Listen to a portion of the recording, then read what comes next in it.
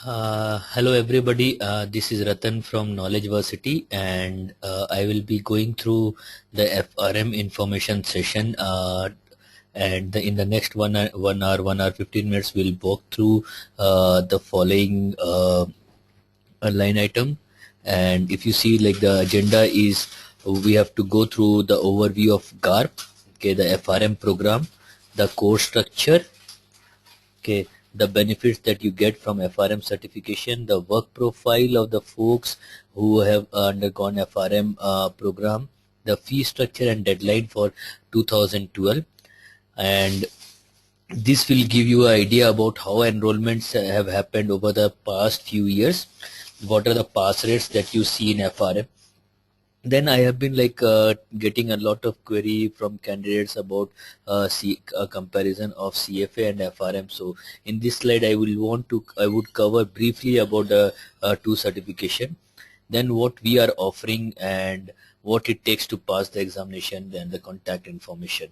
So let's see, like, the GARP overview. So if you see, like, GARP is the acronym stands for Global Association of Risk Professional. So it's not a government body, but it's an association of risk professionals. So they have formed a body and to encourage the risk management practice among the industry participants, they have started this FRM designation or FRM program. Okay. It has a membership of more than 1 lakh individuals.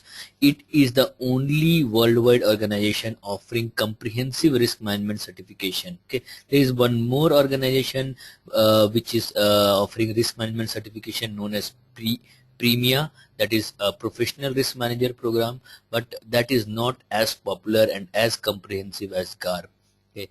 Now so GARP, one of the designation that GARP provides is financial risk manager, but there are other programs also being offered by GARP. One of them is energy risk management. Okay, another is Islamic finance risk management. Then you have international certification in banking and regulation. So, like, all of these four certifications, they are catering to different set of people. Okay, now this FRM is offering for those who are interested in risk management. They are practicing as a trader, or they are in IT industry, or they are in risk management field. So this is catering to different breed of folks only interested in risk management. But now energy risk management is for those who are trading in power or oil futures. They, for them, the energy risk management is there. Islamic finance risk management is for those professionals who are related to Islamic finance, and this is for regulators. Okay, now these programs are developed by industry participants. Okay, so the risk practitioners and academics who are in the industry, they create this certification. So, and they create the program for GARP. Okay, now let's see the FRM program. The designation, it is consisting of two examination, and these two examination are also called as parts. So you'll say FRM part 1 and FRM part 2. Now it is a sequential program wherein you have to pass the part 1 before you can pass part 2. Now one thing I will say, sequential means, like, you have to pass part 1 before part 2, but it is not necessary that you have to write the examination for part 2 just after you have passed part 1. That is, GARP conduct this examination in the month of May and November. So let's say if you have written your part 1 in May, it is not mandatory that you write part 2 in November. In fact, there can be gap. Okay, so it is sequential does not mean that there is cannot be gap. There can be gap.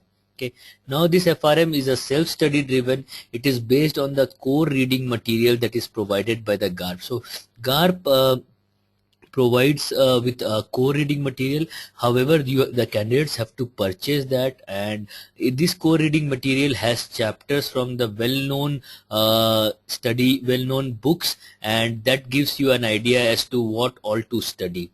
Okay, now the part 1 is basically, we say, as foundation. So in part 1 the focus is to build the build the knowledge, build the foundation of the risk management. You understand what are the various risk measures, you understand the quantitative part of it, you get to know about what are the various products available and how to value those products. Okay, whereas a part 2, it is focused on the risk measurement and the management. So in part 1 you learn the tools to measure the risk, but the actual risk is measurement is done in part 2, and also the techniques you will be learning in part 2 on how to manage the risk.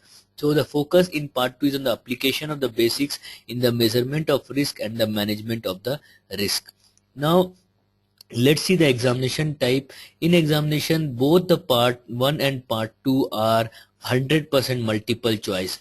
In this you have 4